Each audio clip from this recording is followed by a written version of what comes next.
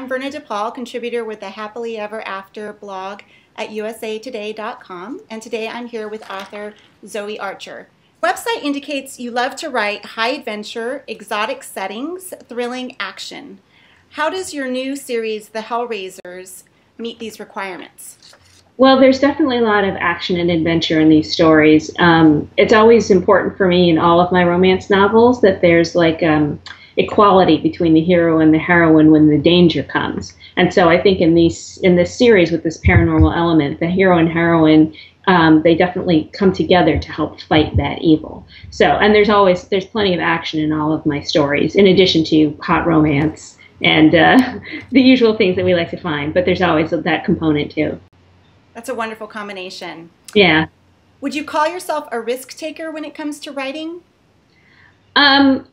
Probably, I think so. I don't think I could write more traditional romances. I love traditional romances, but I don't think that they're a good fit for me. So I generally have to go with these kind of genre-bending forms for romance. So that's why I do paranormal historical or the paranormal historical adventure. I'm also doing the steampunk. I've done some sci-fi, and next year I'm going to be starting this really gritty set of series for St. Martin's Press, which is also going to be gritty Victorian. It's not paranormal, but none of these things can really fall into just like very standard or more familiar or comfortable category. So I guess in that respect I am a risk taker.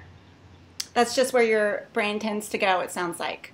I think so. I like to go and see what's different, and usually what I write is what I want to see more of.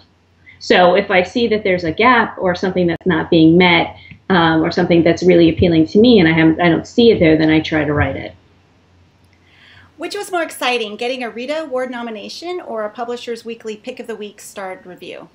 Oh, they were both equally exciting. I was pretty thrilled about having both of them. It was pretty terrific. Getting that Rita nomination, my heart was beating really fast, and I was on the phone and on the internet with everybody, and that's something that I think that's getting an award nomination, even if they don't necessarily know what the award is about or for. If I can tell it to my family, they're really excited. And within the publishing community and other authors and bloggers, when they find out about the PW starred review, that's exciting to them. But I think when you're like, I've been nominated for this major award, that generally has a broader appeal. But for me personally, they were both equally exciting. Well, they're both notable events that definitely speak to the quality of your work, so congratulations. Thank you. What's been your most challenging book to write, and why? That is a very good question. The Hellraisers themselves have been a challenging series, but in a good way, because I've been trying to write these heroes who I'm trying to make them almost as bad as I possibly can, verging on them actually being the villains, and then finding a way to redeem them ultimately and make them worthy, and people want to see them fall in love and get their happily ever after. So that in itself has been pretty challenging, but it's a good challenge. You share an office with your husband, romance author Nico Rosso. What's Yes. the most difficult thing about two writers living together? Oh, gosh. I don't know, maybe it's like the long extended silences when we're both staring off into space, pondering what our plot is going to be. I think sometimes whenever we're together and like when we go out to eat and stuff, we're almost constantly talking story and books and things like that. And sometimes I think people probably think we don't like each other very much because we're both sitting there like this at the table. But it's like, no, it's really going well. It's just that we're thinking. But we're both so supportive and integral to each other's process that I would hesitate to say that there's really that much that's difficult. We're really fortunate in that regard. That's wonderful. If you could spend the day with one of your characters, who would it be? That is a very tough question. While I think that Bennett from Scoundrel, from the Blades of the Rose series, would be highly entertaining, I don't think my husband would appreciate me spending a lot of time with him. I think Catullus Graves, who was in all of the Blades of the Rose books, I would love to spend time with him, because I just think he's always, if one could have a favorite character, he's always been one that I've really enjoyed, because he's a science nerd, and he's a little shy, and he also appreciates fine waistcoats and boots. So I think we would have a lot to talk about, even though I don't know if I would know exactly what he's talking about with his scientific inventions. What are your thoughts on e-readers and e-publishing? I am all for it. I think anything that gets people reading, regardless of its format, is a really good thing. What I really love, I know I've read studies where people say that, people who have e-readers read more than people who only read print books. There's that. So I think that's fantastic. I also think, as far as like e-publishing is concerned, it's terrific because it allows people to, and publishers and readers and writers, to explore subgenres or authors or subject matter that they probably wouldn't get to see or read if it was just in the traditional print format. And, my steampunk is, that's all E, but it's also a print on demand. My sci-fi has all been in E. The work that my husband does is a sci-fi writer and post-apocalyptic, and we're both going to be writing the steampunk series together. Those are all E format. So the fact that the publishing industry is so expansive now because of that, I think it's a wonderful thing. That's a great point. Can you tell us about Demon's Bride? Yes. I mean, this book right here. That's a fabulous looking book. Yeah, I like that. Demon's Bride is the second in the Hellraiser series, but that doesn't mean you can't read it without having read the first. It can be read as a standalone. The Hellraisers are a group of 5 18th century English rakes who inadvertently free the devil and are given powers in exchange for this service that they provided. But what they don't realize is the cost of those powers, as well as the fact that they're actually literally raising hell. And in Demon's Bride, we have the hero is Leo Bailey, and he's the only one of the Hellraisers who was not a gentleman by birth.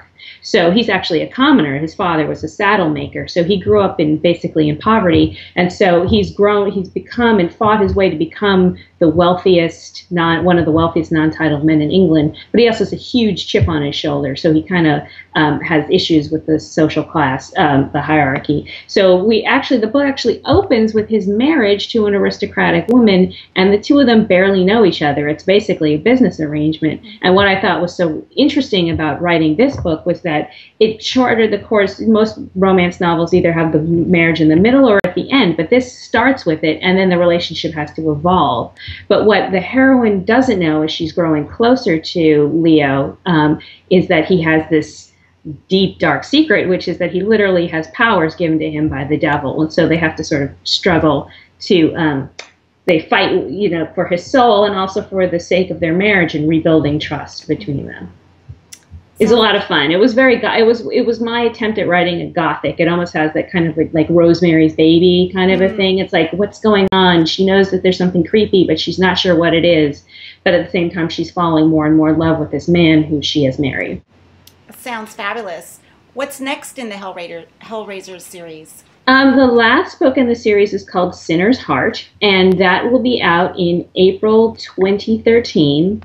And you may have noticed when I mentioned the Hellraisers that there are 5 Hellraisers, but there are 3 Hellraisers books.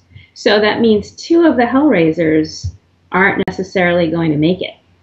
So I like to sort of, well, that raises the stakes because you don't know, you're not safe.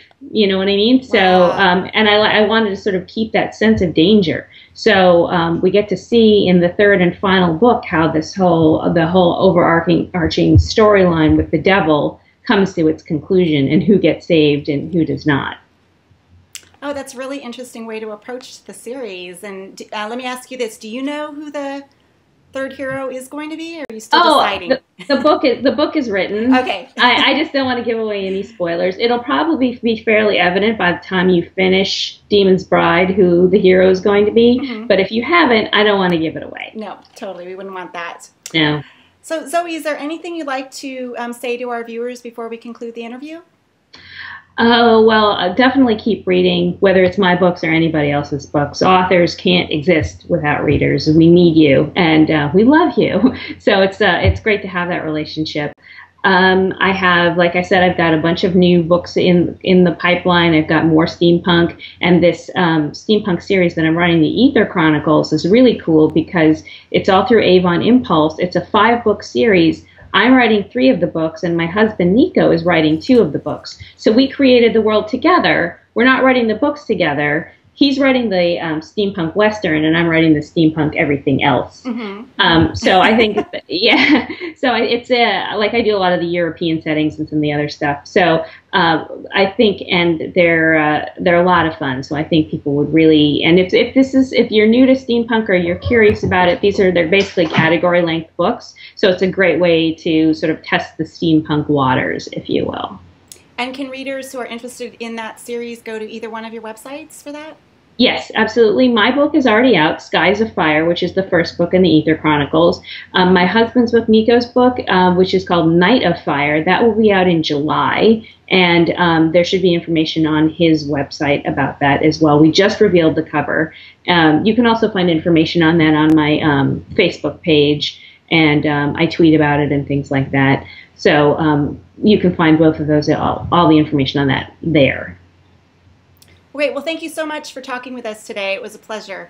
Thank you very much for having me. It was awesome and so 21st century.